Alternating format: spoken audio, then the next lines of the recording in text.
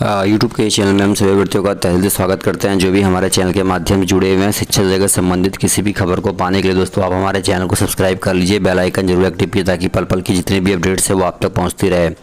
शिक्षकों को 2 साल से नहीं दिए गए नियुक्ति पत्र तेजस्वी। जी हाँ दोस्तों, कहीं ना कहीं विपक्ष पार्टी भी अब सामने आने लगा है।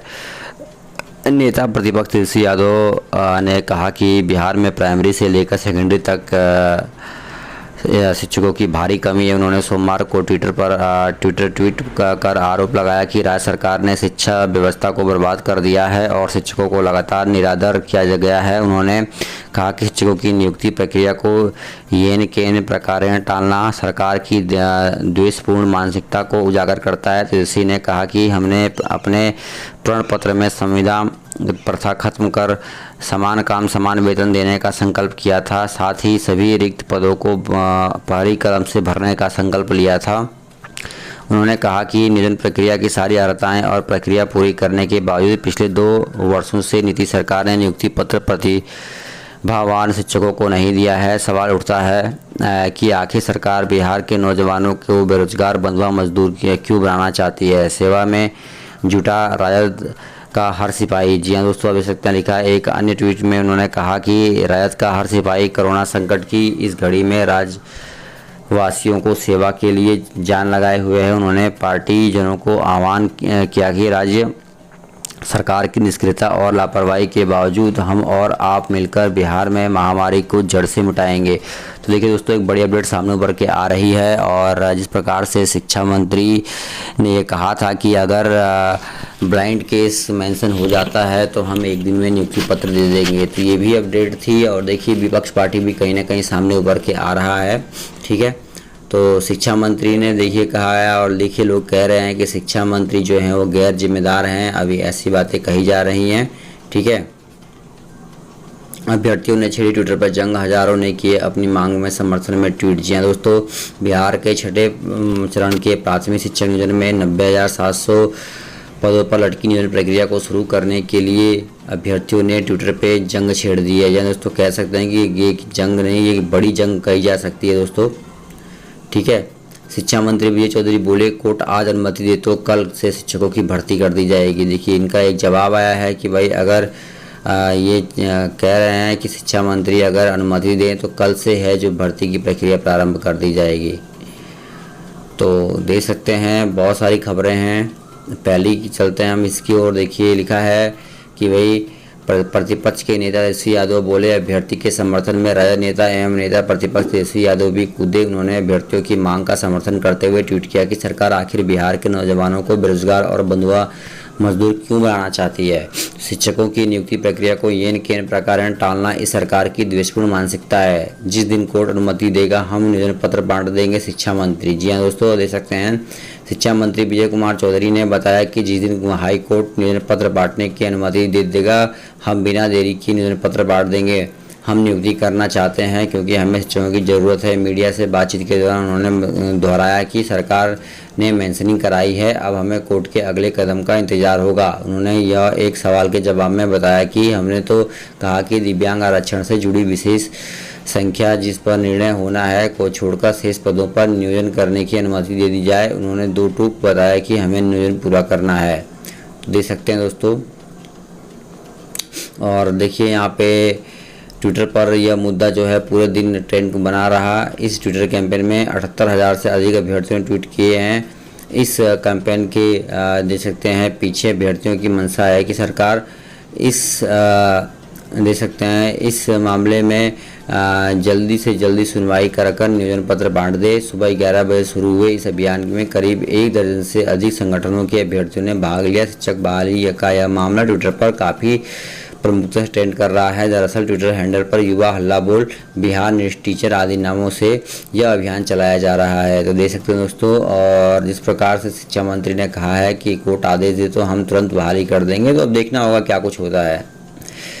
तो देख सकते हैं ये हैं विजय कुमार चौधरी। और देखिए दोस्तों, 9वीं की पढ़ाई में देखिए अब रिटायर्ड शिक्षकों की भी कोई बहाल करने की बात कही जा रही है। तो हाई स्कूल में के देख सकते हैं हाई स्कूलों के रूप में अपग्रेड हुए 177 स्कूलों में देना होगा सेवा। तो ये भी एक खबर है। और आगे हम बढ़ते हैं दोस्तों। इस प्रकार रिटायर्ड शिक्षकों को रखना STT अभ्यर्थियों के लिए बड़ा झटका है, तो इसकी एक वीडियो हम बना के आपको प्रोवाइड कर देंगे, ठीक है। फिलहाल आगे बढ़ते हैं। अब देखिए, शिक्षा मंत्री तो कह रहे हैं, लेकिन क्या कुछ होता है ये तो आने वाला समय ही बताएगा। और शिक्षा मंत्री हमेशा ये कहते हैं कि भाई पॉजिटिव रहिए, ठीक है। तो हमें ये देखना होगा भाई उनका ये कहना है पॉजिटिव रहिए कितना सही सिद्ध होता है। प्रारंभिक से देख सकते हैं हाई स्कूल तक के 1.21 लाख शिक्षकों को बहाली मामले पर शिक्षा मंत्री विजय कुमार चौधरी ने कहा कि आज हाई कोर्ट से अनुमति मिले तो हम कल से ही बहाली शुरू कर दें। और देखिए क्या कहा गया है, पॉजिटिव होने से सुनवाई नहीं हो सकी। हम लोगों ने उन्होंने कहा था कि भाई जो कोरोना महामारी है उसके आ जाने के कारण जो है वो सुनवाई की प्रक्रिया नहीं हो पाई थी, और जो चीफ जस्टिस थे उनको कोरोना हो गया था, वो 1 महीना के लिए जिस हॉस्पिटल में भर्ती हो गए थे, जिस कारण से बहाली की प्रक्रिया जो थी वो संपन्न नहीं हो पाई, इनका ऐसा मानना है। देखिए लिखा है कि हम लोगों ने पिछले सप्ताह फिर से कोर्ट में मेंशन कराया। हमने कहा है कि देख सकते हैं कि कोटा के आधार पर दिव्यांग के लिए पद छोड़कर अन्य कोटि की में बहाली की अनुमति दे दे। शिक्षा मंत्री ने कहा कि शिक्षकों की नियुक्ति विद्यालयों में पढ़ाई से जुड़ा मामला है, बहाली कराने के लिए हम ईमानदार और प्रयासरत हैं। तो देखिए बार बार यही बात कहते हैं। सोमवार को फिर एक बार शिक्षक अभ्यर्थियों ने सोशल मीडिया पर टॉप देख सकते हैं कि इन्होंने ट्विटर अभियान भी चलाया है, टॉप 10 में रहा। शिक्षक अभ्यर्थी सरकार से पूछ रहे हैं कि कब तक बहाली पूरी होगी। दिव्यांग आरक्षण मामले में न्यायालय से बहाली पर रोक लगाई गई है। अप्रैल के प्रथम सप्ताह में सुनवाई के लिए कोर्ट से समय मिला था, लेकिन मुख्य न्यायाधीश को कोरोना हो जाने के कारण ये प्रक्रिया रुक गई। आगे देखिए दोस्तों क्या है, सरकारी स्कूलों में बच्चों को मिलेगा टैब और स्मार्टफोन। देखिए ये बात भी कही जा रही है। शिक्षा मंत्री ने एक और नया काम यहाँ पे किया है और कहा है कि सरकारी विद्यालयों में जो भी लोग पढ़ रहे हैं, यानी कि जो भी बच्चे पढ़ रहे हैं, उनको टैब और स्मार्टफोन दिए जाएंगे। केंद्रीय प्रोजेक्ट अप्रूवल बोर्ड ने समक्ष प्रस्ताव रखने की तैयारी की। पटना से खबर आई है, राज्य में सरकारी स्कूलों के बच्चों को पढ़ाई के लिए लैपटॉप वितरण किए जाएंगे। लैपटॉप और स्मार्टफोन देने की बात कही जा रही है। देखना यह होगा कि भाई लैपटॉप और स्मार्टफोन कब तक ये मिलते हैं विद्यालयों में। देखिए लिखा है, सरकारी स्कूलों में बच्चों को लैपटॉप, टैब या स्मार्टफोन वर्तमान वित्तीय वर्ष 2021-22 में देने की बात कही गई है। बच्चों को लैपटॉप, टैब या स्मार्टफोन में क्या मिलेगा यह केंद्र सरकार के रुख पर निर्भर करेगा, इसलिए कि यह सुविधा सरकारी स्कूलों के बच्चों को समग्र शिक्षा अभियान के तहत देने की सिफारिश केंद्र के में राज्य सरकार करने वाली है। समग्र शिक्षा अभियान शिक्षा केंद्र विभाग पर अपर मुख्य सचिव संजय कुमार इस महीने की 17 तारीख को भारत सरकार के शिक्षा मंत्री रमेश पोखरियाल निशंक को अध्यक्षता में हुई बैठक में रख चुके हैं। वीडियो कॉन्फ्रेंसिंग के माध्यम से हुई उक्त बैठक में केंद्रीय शिक्षा राज्य मंत्री संजय धोत्रे, केंद्रीय उच्च शिक्षा सचिव एवं स्कूली शिक्षा सचिव भी शामिल हैं। तो देख सकते हैं इस 7 तारीख को बैठक हुई थी मई के, और उसमें ये बात उन्होंने रखी थी कि स्मार्टफोन दिए जाएंगे। 1 माह भी EPF की कटौती तो मृत शिक्षकों के परिजनों को मिलेगा लाभ। आप देख सकते हैं ये भी खबर उभर के आ रही है। और इसमें कहा गया है, देख सकते हैं, जिन मृत शिक्षकों को EPF योजना के तहत 1 माह की कटौती हुई है उनके परिजनों को 2.5 लाख रुपए का अनुग्रह राशि, 3 माह तक की कटौती के बराबर सहयोग राशि एवं कम से कम 2,500 रुपये से पारिवारिक पेंशन का लाभ मिलेगा। शिक्षा विभाग के अपर मुख्य सचिव संजय कुमार ने सोमवार को मिलने के बाद बिहार राज्य सरकार को बताया है। तो 1 माह भी EPF की कटौती तो मृत शिक्षकों के परिजनों को मिलेगा लाभ। तो ये सारी खबरें थी जो कि कहीं ना कहीं न्यूज़पेपर में छपी हुई हैं।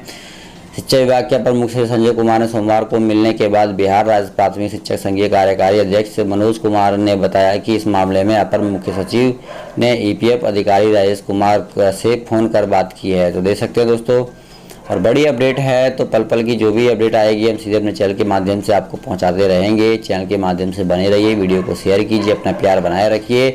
शिक्षक नियुक्ति की प्रक्रिया दोस्तों जल्द से जल्द पूर्ण होगी, ऐसा हम अनुमान लगाते हैं कि जल्द से जल्द आपको नियुक्ति पत्र दोस्तों मिलेगा। थोड़ा सा धैर्य और रखिए। धन्यवाद। जय।